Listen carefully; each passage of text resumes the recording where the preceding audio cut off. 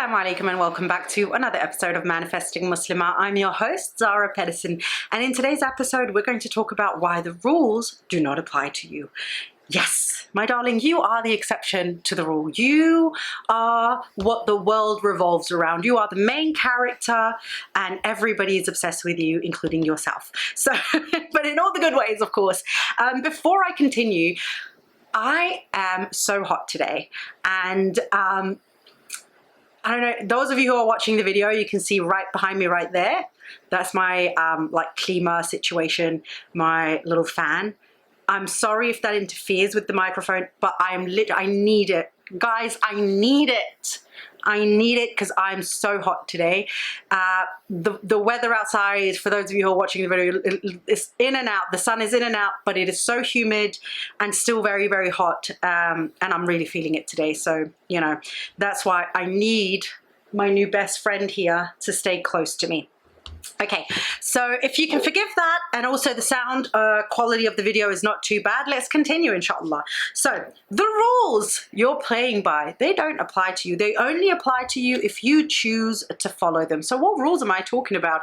We are not talking about the rules of praying 5 times a day. We're not talking about fasting during Ramadan. We're not talking about what Allah has told us. What I'm talking about is societal norms and rules that society is putting on you, expectations from your family, what is expected of you in society, and so on and so forth. It is one of the most important things when you want to use the law of attraction from an Islamic perspective and you want to change your life for the better, that you come to understand that those rules that are created by society have been created to keep you in a specific position. And you can continue playing within that position and in that little box and hope that somehow, even though you're playing by all the rules, you will be the exception, or you can make yourself an exception. And what I want for you is to be the exception on purpose and not just wait for the exception to fall into your lap. Approach it yourself and say, hey, exception, I should like to be one of you. And that's what this comes down to. It's about curating the rizq that you are asking Allah for. It's about putting yourself in a position where the possibilities are not just coming, you know, because Allah is tired of waiting for you to go and get them, but you're actively saying to Allah, I'm ready, give me more, I'm done, let's have this next step please, next level, next lesson, so on and so forth, where you're taking a very active step and very consciously aware step in your life where you now recognize that, hey, it's not a black and white thing. There are many gray tones and nuances. And hey, it's not just gray, black and white. There's also pinks and blues and lilacs and oranges and all kinds of different colors in the wheel as well. And most people, unfortunately, when you've sort of had this quote unquote awakening, you'll find are still playing within, there's only black and white. You do this or you don't. You go to university or you don't get a job or you're not successful. Alhamdulillah, we are in the last sort of 20 to 30 years, especially with the development of the internet and the way that it's progressed and apps and phones and all of these things, we're starting to enter more of that, like more people are waking up to the whole like, ooh, the rules that we used to play by, especially when it comes to education and job and work, have really changed. But there are still many places where we're keeping ourselves stuck in ways of yesteryear, where in reality we probably should have moved right alongside with everything else. This is something that can take a little bit of time to kind of get yourself used to, but it starts with an understanding and then a constant reminding, okay? So what do I mean by the rules? The rules could be, as I said, you know, in order to be successful, you have to have a university degree. You need to study and you go to college, do your university degree. You have to work your way up the ladder. You have to do a lot of free work, horribly paid internships. Money only comes when somebody who has a company is willing to pay you, so on and so forth. So that is like one way that society has a tendency to kind of keep us boxed in. So we follow like sort of like an expectation of actions that are keeping us easy to control. I'm just going to say it the way it is. I understand that some of the things that I might be saying might feel a little bit conspiracy theories like. Is it conspiracy theories? No, I don't feel like it is. I don't feel like it is. I'm just going to take that right. It's not conspiracy theories, it's the truth. It is what it is. And so that's an example. Excuse me, I just lost my train of thought. That's an example of a rule that a lot of people have to break free from, that success can come from also not having an education, also come from not working your way to the top, but just taking the top position, that you don't have to get that payment, or a secure financial life doesn't only come from you having a 9-to-5 job. This is rules that society, and I would say like the political parties and stuff, have sort of put in place because it's easier to control the masses that way. If everybody knows what they're doing, then it's easier for me to tell you what to do and how to keep you stuck in that, so you don't, you know, diverge and do all the other things that could potentially risk other things. Now I'm going into like some controversial stuff or whatever. Okay, so that would be like one example. Another example is, well, we're seeing it so much right now, where people have this idea that, oh, you have to be a beauty influencer to make money online. And in reality, people are making money online by literally having AI create videos for them and upload them on YouTube. Well, not YouTube, because they're going to change their rules and stuff as far as I know, but like TikTok. So they just get the views. People, I have said this example to so many people, especially when it comes to money. My belief is money is easy. Money is so easy. It's one of the easiest things in the dunya to get, especially for those of us who are privileged enough to live in some, like in Europe, America, things like those kinds of places where there's a lot of like privilege. Let's put it that way, because I don't know what other word to use. Money is easy for a lot of us. We have educations, we can speak multiple languages, we have phones, we have good Wi-Fi connections, most of us don't struggle with homelessness. We have a political system in place that allows us to take some of our education for free, and potentially even house us if we're struggling to find housing, and potentially even help pay us if we're out of a job, and so on. So there's a lot of privileges in this. And so for those of us who are in those kinds of systems, it's very easy for us to make money. In fact, and I used this example as I was saying before, and then I interrupted myself so rudely, which we're also used to by now, is it is so easy, in fact, that a woman, I'm pretty sure she was American, where else would she be from America, made millions selling farts in a jar. You did not mishear me. She sold her toots in a jar. She would toot in a jar, close it with a lid, and then she would mail it to someone who paid her money to toot in a jar. And the reason why I use this example so often is because it is so ridiculous how easy it was for her to make millions by literally putting up a service where she was astaghfirullah, where she farted in a jar and sent it around the world. And in fact, oh my God, it just becomes 2 years ago. I don't know why it came up, but on my TikTok page it came up to be 2 years ago. She had to retire. Number one, she already made her money, but because it was kind of hard for her to keep up with the demand. Oh my goodness. It was hard for her to keep up with the demand, and she had to eat certain foods to make her more gassy. And so in the end, she was like, I'm going to retire from this industry. My dear, if you need a change in career, like there's a gap in the market now, I suppose. Don't do it. I mean, I'm not here to tell you what to do. If you want to do it, go ahead, have fun.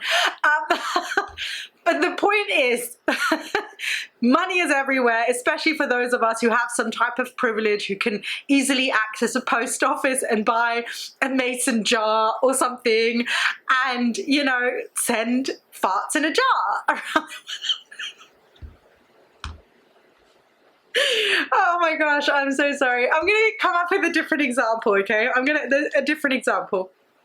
A different example is potato and brick. How many of you heard of this? This was maybe 10 years ago or something. I don't know if it still exists, by the way. But I remember there was like an article in the paper about this. This was back when, you know, I lived in London, and they give out those free papers in the underground.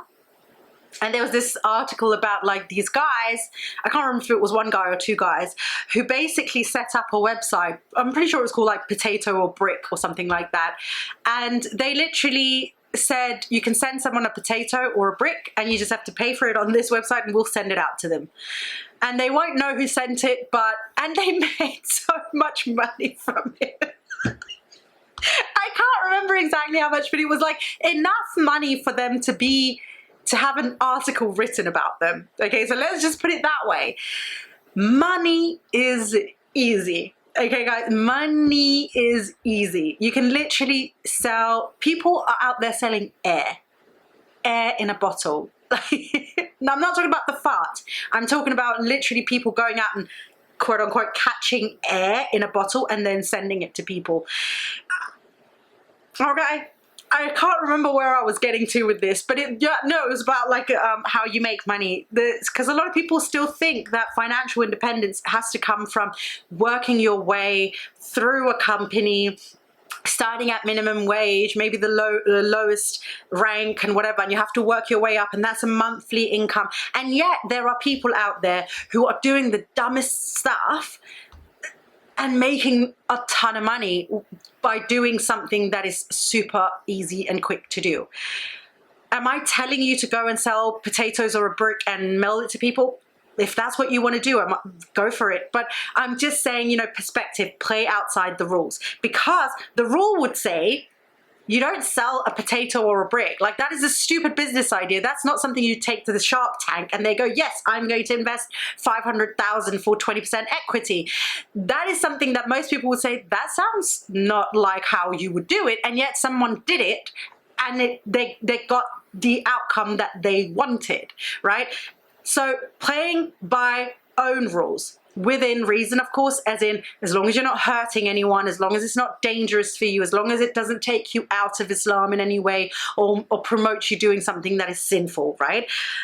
So that is another example of how you meet someone, how you make money. My next example is how to potentially meet someone. And a lot of people have this same idea of like, today people only meet on the apps. Do they though? So many people, I've met a lot of people myself in my life. I've heard of a lot of people telling me, from a lot of my clients myself to me, a lot of the members in my membership telling me of all these weird, crazy ways how people have met each other, whether it be at the bus stop, whether it be, there was literally one I'm thinking of right now where I went to the local comuna, I don't know, like the office, state's office, I don't know, it's not the state's office, something, because I needed to check about some stuff. And I met a woman from Romania, and she told me that she moved here with her now husband, and I was like, that's amazing. Are you starting off now? Because she was a little bit older, and she said, yeah, you know, my kids are still there. And I said, oh, amazing. So you're retiring here or what? She says, well, yes and no. I mean, we just moved here, we just got married. And I'm like, that's wonderful. And she said, yes, we both were married before, and we actually knew each other from childhood, and then we both got divorced, or I think her husband died, her ex-husband died, and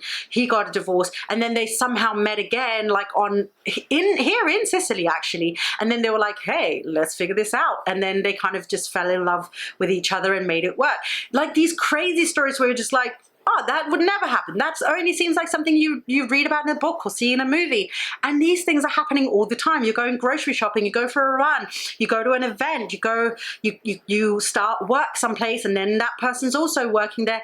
There are so many different ways, but a lot of people are still approaching dating and meeting a partner within the societal norms of how it's supposed to be done. And for a long time, especially within Muslim communities, it was by introduction from the parents, or literally in university or something to this effect. You know, so either you knew the person because you're studying with them, or because your parents are introducing you to each other. And then so when the whole concept of like online dating came up, there was a lot of like, ugh, can we do that as Muslims, and so on and so forth. And now, of course, we're in a different position where a lot of people say, if I don't have the apps, where am I going to meet someone? So again, narrowing in the amount of possibilities in which you could actually go out there and meet someone. So when we understand that the rules only apply to us when we choose to follow them, it gives us an a chance to go to widen our perspective, to say, there is that way. So it's not that it's not a relevant decision or way or whatever to meet someone, to make money, to have success, to whatever it might be, but it is not the only way. There are this many more ways to get the same thing done, and potentially even do it better, faster, with less stress, more happiness, more rizq, more ability to enjoy my life, more ability to learn more about Islam, to delve deeper into my religious or spiritual journey. When we understand that the rules don't have to be so rigid, it becomes easier for us to start living a freer life, where we now have the ability to understand that the possibilities that Allah will send are like there's no limit to them. They're limitless. They can come from anywhere at any point. But sometimes what we have to do is move ourselves energetically and within our perspectives to a place where we say, and I am open to this. Whereas when we're just following the rules, we're narrowing ourselves down into one tiny little box. And the thing is, we can't narrow Allah down into that same little box with us, but we're expecting him to kind of shrink himself into this box with us and make it happen only here. And Allah might be looking at us and saying, like, I understand why you do it, because like we're limited in our knowledge. But if you would just for a second look to your right or look to your left, then you'd see there are other ways of doing things, right? There are other ways to incur the rizq. There are other ways to get the success. There are other ways to grow and become happy and successful, inshallah. But we are the ones who have to make these moves. The rules only apply to you if you follow them. This is also in terms of travels. A lot of people, when I left London and I said, I'm going to backpack through Europe with my dog, Doodle, and I think I made the decision in January of 2018. Doesn't matter the year. The point is, it was in January. I made the decision. Now I'm going to do it by the end of March or beginning of April. I can't remember. No, April. In April, I left. Or was it May? April, I left, and then in May I had to go to my first workaway. But the point is, that's irrelevant. The point is, January I made the decision, April I left. So I had essentially 4 months to figure out, how am I going to travel around Europe? I wanted to go different places. I was going to backpack, right? And again, with my dog. This is, to a lot of people, will be like, oh wow, that has to cost a lot of money. I did it. I think I'd saved up in total like £2,500. And I managed to get that to stretch. I got a little bit more because I was doing some work while I was away, but not a ton of work. But generally speaking, I didn't have a ton of money with me. But what I did was I said, okay, I can travel the way that most people think travel has to be, which is I have to stay in hotels or hostels or Airbnbs. Or I can find and then pay for all my food and the travel, and that's going to be very expensive. Or I can find an easier way to travel. So I looked online and I found this thing called Workaway, and that was where it's a website. You can check it out. It's so much fun. I hugely recommend Workaway to anybody who wants to travel but for very cheap. And it basically is a site. I had to pay, I think it was £50, and then I had access to all these families and people all around the world who are looking for people to live in their homes and help them with something very part-time. So and then you get the stay for free, and you usually have, like, they usually also feed you for free, and what they get in return is labor. So the first place, it was a husky farm in Norway. I was staying there for like just short of 3 months. So I was living there for free, eating this man's food. We were a few people who were up in that workaway, and then in the daytime I would go out and help feed the dogs, clean for the cows, feed the sheep, things like that, and then the rest of the time was my own. The second place I went to was Croatia, and in that place it was so cute. It was a little family. I just kind of helped the mum around the house, and again lived there for free and ate with them breakfast, lunch and dinners, and I would come and help her in the garden. I would paint like a door with her, things like that.